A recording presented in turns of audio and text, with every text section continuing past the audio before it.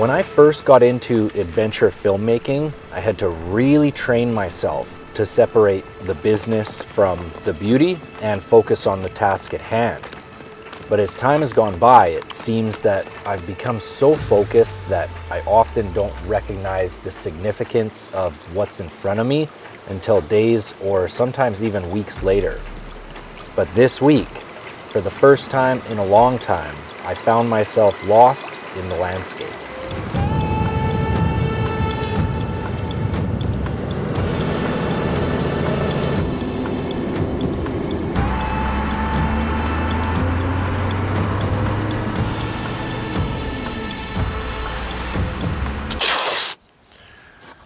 4 years, I've been waiting to put rubber down on this road. It's the one road that takes you to the very top of Canada, ending at the Arctic Ocean. It's 1,000 kilometers of poorly maintained, unpaved shale and gravel. It's probably one of the main driving forces for building this particular rig.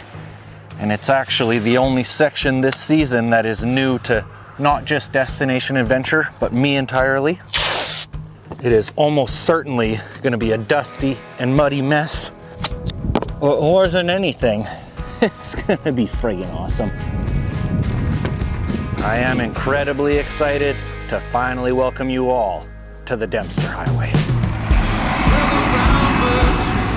Double back every time I turned you, there are facts where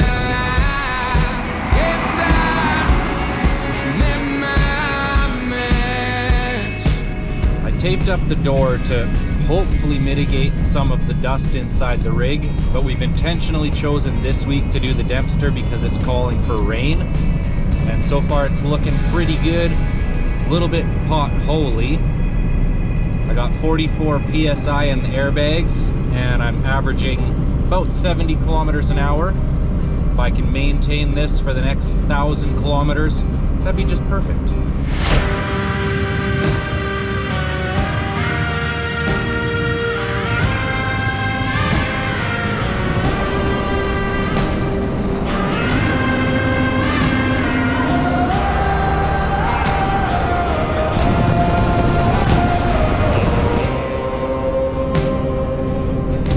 Just coming into the Tombstone mountain range, and from what I'm told, this is the nicest part of the whole drive. Surprisingly, the road is getting increasingly better the further we get, so we're making pretty good time. I haven't the slightest idea where we're going to be camping throughout this trip at all, but I think we're shooting for 3 days to do the whole highway. Today, I'm guessing we'll be camping probably somewhere on the other side of the Tombstones. Fed with livestock, rain grasses and grain that I bought in a city from another city that I cannot name.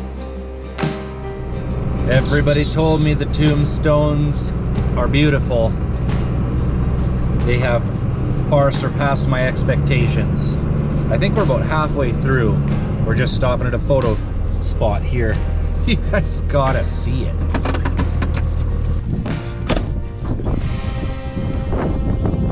Look at that. A little bit windy out here, but that's okay. Wow, just beautiful in here. I'm thinking we're gonna be gone by the time the fall colors start to set in. But just imagine this, because these are all going to turn a beautiful red. Those will turn yellow. This whole valley is just going to be red and yellow. We'll see. Maybe when we get all the way up to the top, we'll run into something really cool that keeps us for a month. Then we'll get to see the fall colors. But I have my doubts. Nevertheless, it's time to find somewhere to camp. Oh no. Busted the leaf hanger right off.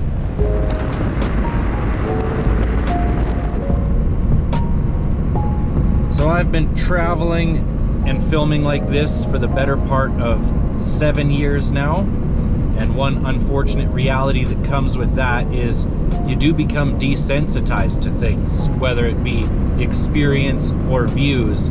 I've got to tell you, Tombstones is the first place this season to truly shock me. This place is spectacular, and that is an understatement.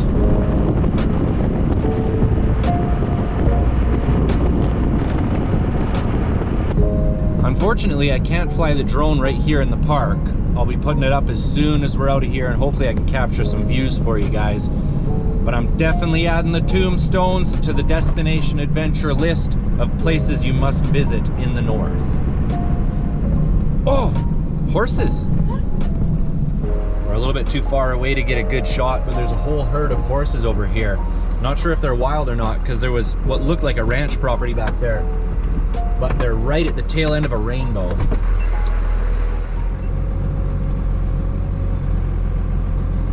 Quick little detour. I'm seeing something on the hillside over here. It looks like an old communications tower or something. There's a road going over to it, and it doesn't say private property, so we're gonna check it out. I think it's definitely some kind of communications something.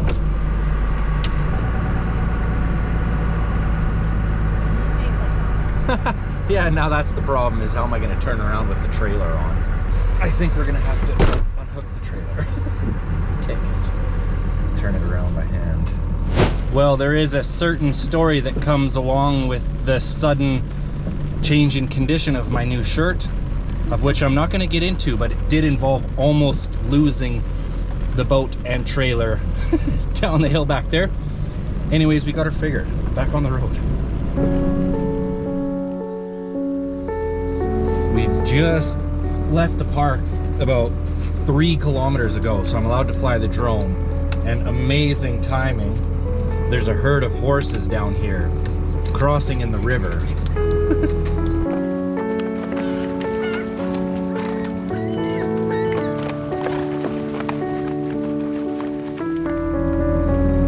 That's crazy. Good eye, Emi. Good eye. Good eye, mate.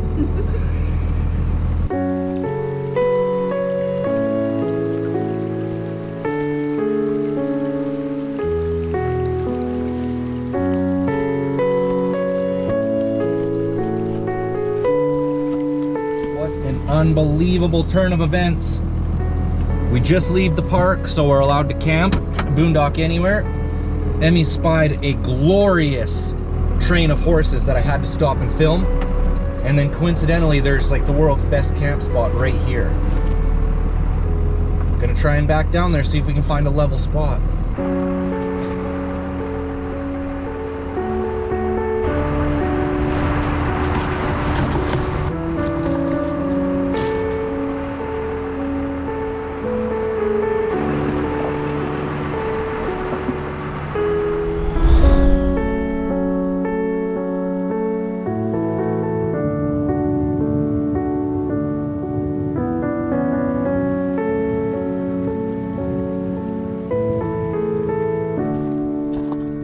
Been thinking about spending the 70 bucks on leveling blocks, but when you're having fun like this, it's hard to justify it.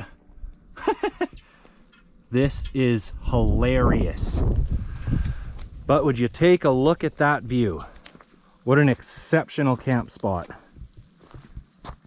The height of the truck right now is literally comical. Let me show you.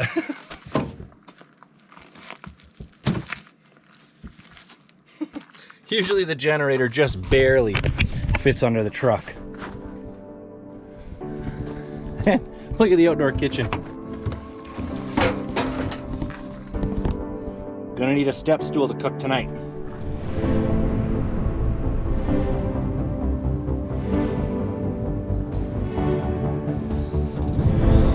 This camp spot, I think it falls into the category of probably top 5 I've ever stayed in. And I think it comes down to this mountain and the river. The way the foliage is so sparse here, it reminds me of nothing I've ever seen in Canada before. I actually feel like I'm in the Southern Alps in New Zealand or possibly Iceland. This is the Blackstone River in front of us, and for whatever reason, it flattens out to about 500 meters across right here, and it just breaks into all these different channels and fingers, and that mountain sitting in behind it gives you a view that's honestly kind of hard to comprehend and really difficult to translate on camera.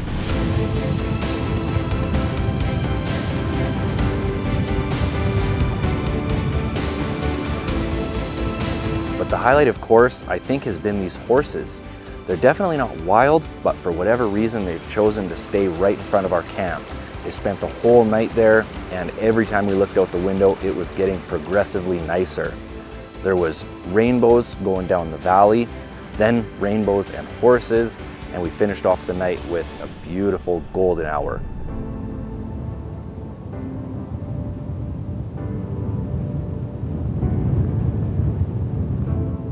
I think we could spend a week here pretty happily, but we still have actually more than 700 kilometers to cover, so time to hit the road.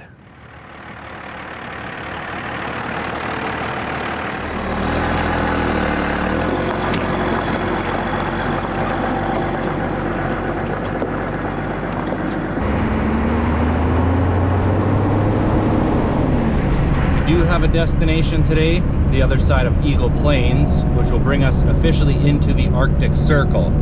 But I'll tell you, it's going to be a grind to get there.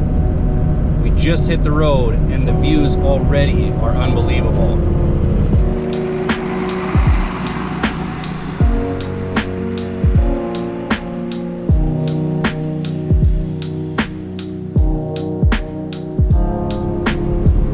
I've been told that the road improves a lot once you get into Northwest Territory. I'm not sure what to expect because it is pristine condition for a dirt road. We're doing almost 90 kilometers an hour right now, which is the same as what I do on the pavement on the highway.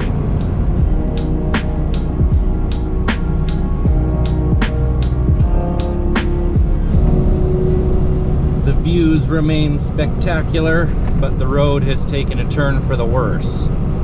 I'm hoping it's just because we're climbing this big hill, pretty washboardy, but there's a lot of large rock underneath the surface, so that probably contributes. Drop the airbags down to 30 psi. Unfortunately, the rig is too heavy for me to really play with the tire pressure a whole lot, but shouldn't last too long.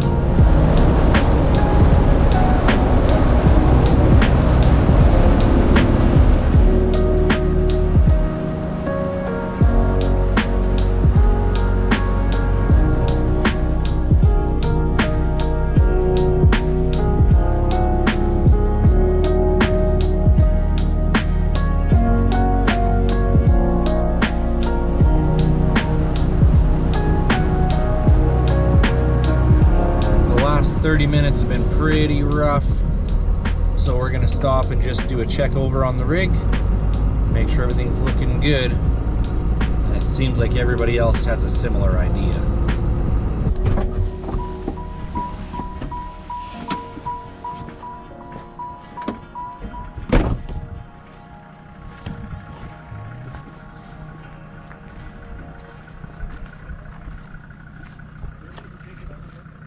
Well, everything's looking pretty good. Dad and I built these light covers this year. I kept breaking my lights off the trailer. Several hundred kilometers of dirt road. Well, probably over 1,000 kilometers of dirt road now this season. Haven't broken a light yet.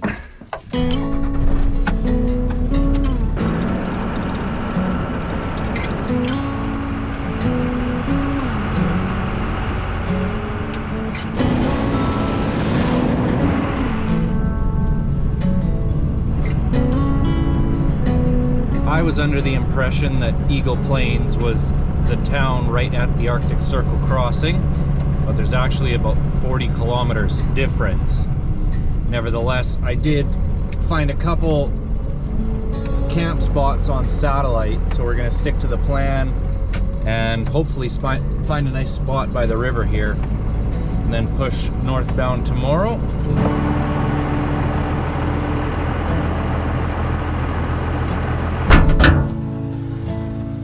I'm gonna be totally honest with you guys. Yesterday was a bit of a grind for me. I mean, this is a purpose-built rig, and the purpose is to access remote, hard-to-reach places like this. But hour after hour of abusing your rig is difficult after a while. But the road is supposed to get drastically better once we hit Northwest Territories, and that's only 87 kilometers ahead of us, so ready to hit the road.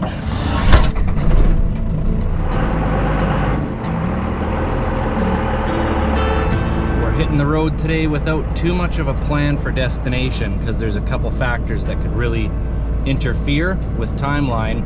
There's actually 2 ferry crossings on this section over the Peel River and Mackenzie River. I have no idea how long that'll take, but if we can get to Inuvik would be the ultimate plan today, but we're kind of just freestyling it.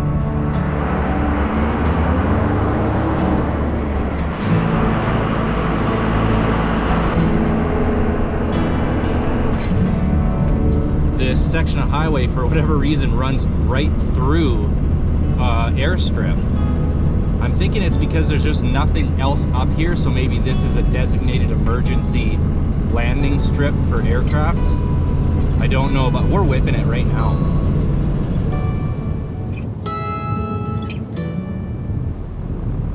The biggest moment of the trip thus far is about to happen.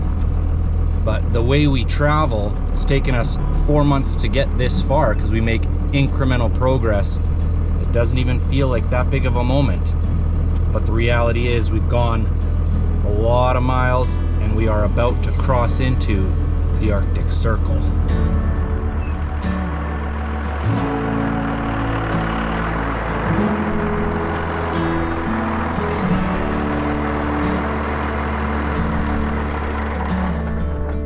Well, we've been here for a bit, taking our photos, but I do have to leave a sticker.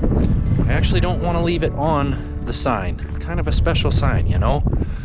So I'm gonna go and find my spot on the dumpster. Oh, the wind caught that one. Didn't even get to put it on there crooked. The wind blew it on there perfectly straight. In the grand scheme of things, it's just driving past another sign, but this one feels different. It also feels windy.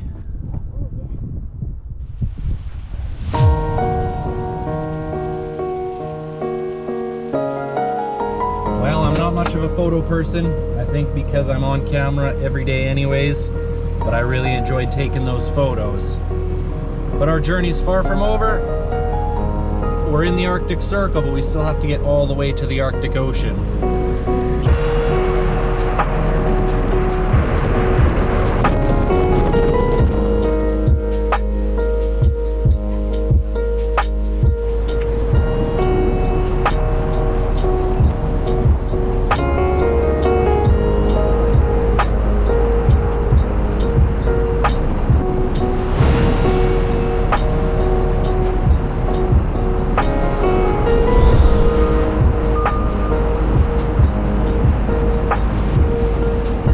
Northwest Territories.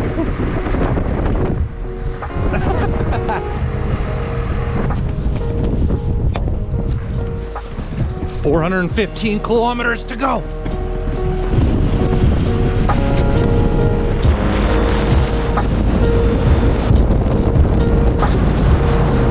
It's forensically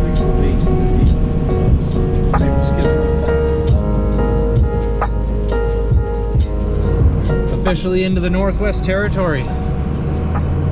And there were some folks there putting up a brand new sign. They said there's actually some caribou just up here, so that would be nice.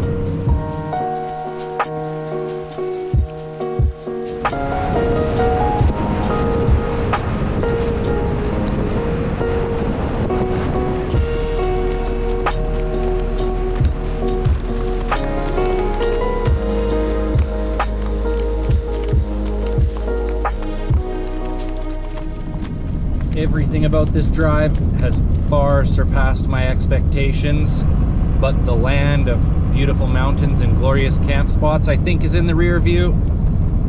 Just crested a hill, and as far as the eye can see is nothing but flatness.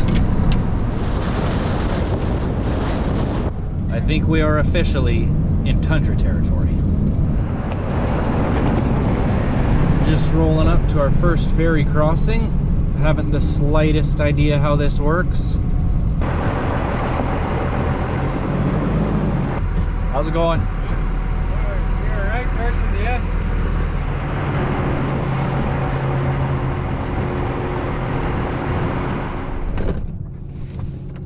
Brad.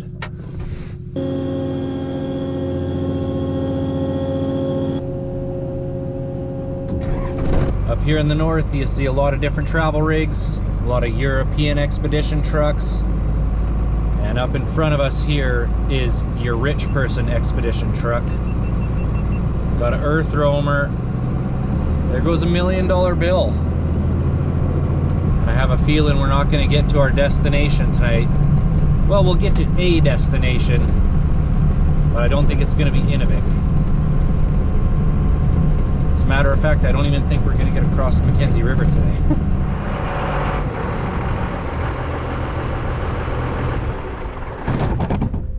I picked out a couple backup camp spots just south of Inuvik yesterday in case we didn't make it that far, and this one turned out just perfect. We still want to try and make it to the very top today, so we're getting an early start. It's just after 5 in the morning. Even though the sun is barely setting still, it's a beautiful morning, and it's hovering just above 0. Let's see how the old girl likes a cold start.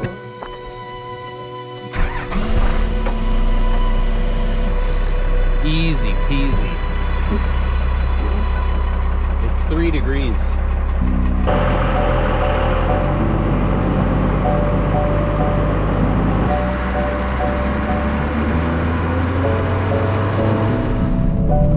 Interesting experience. I've never had to wear my sunglasses at 5 in the morning before, but I'll tell you, this sunrise is spectacular.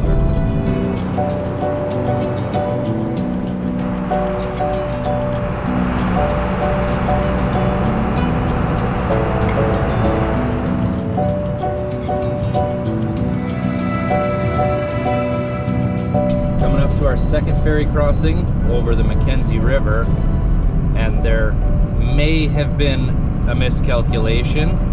We don't know what time the first ferry crossing is. Over the Peel River it was 9 a.m. That ferry's looking so parked right now. Yeah. 8:30. Oh, okay. 2 hours and 30 minutes. 2.5 hours early.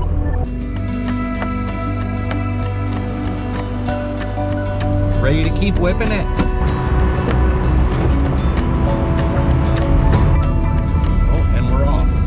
Wow, that's crazy.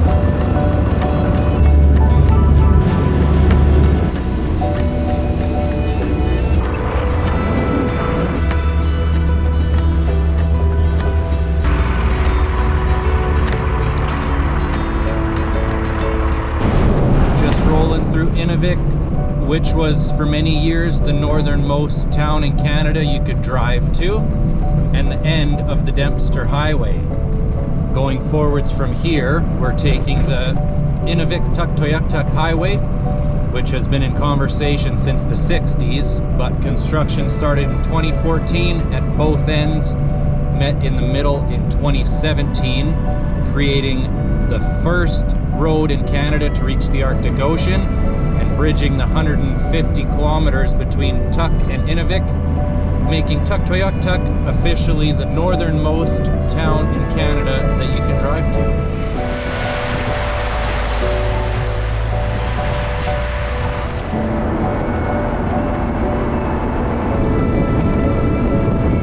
Being this far north, even though it's only 150 kilometers, constructing this highway was a massive undertaking because of all the permafrost, the muskeg, and a tremendous amount of water. If you look at it from satellite, it's hard to believe there's even a road going through that maze. It was somewhat of an engineering marvel, but for us today, it's the final leg of our Arctic Circle expedition. This last 100 kilometers was grueling, but it gives me tremendous pleasure to officially welcome you to Tuktoyaktuk and the Arctic Ocean.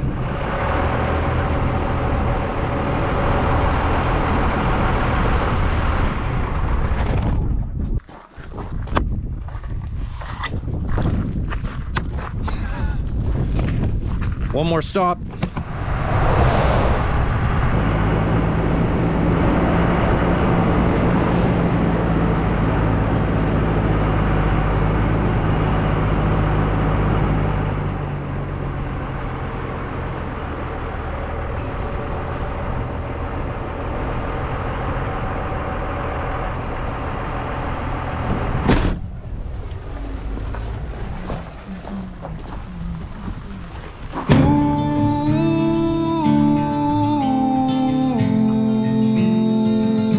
Well, here we are at the top of Canada and our 2024 summer turnaround point. And the Dempster Highway has given me a lot of time to think and reflect. And what I've realized is this trip up here to the Arctic Circle, it's not really that big of an accomplishment. It's really all the years leading up to this that has made probably the greatest accomplishment of my life. For years, I thought that being a video producer for Princess Cruise Line was the greatest accomplishment of my life, but it really is this channel, Destination Adventure. This audience has watched me basically grow up from a young man with a lot of ambition and no direction to achieving and ultimately losing my dream job with COVID, to starting this business and growing this into something that's showing a lot of potential for my future. And none of this has been possible without all of you. It's also allowed me the time to spend with my family. When I was on cruise ships, I was gone all the time.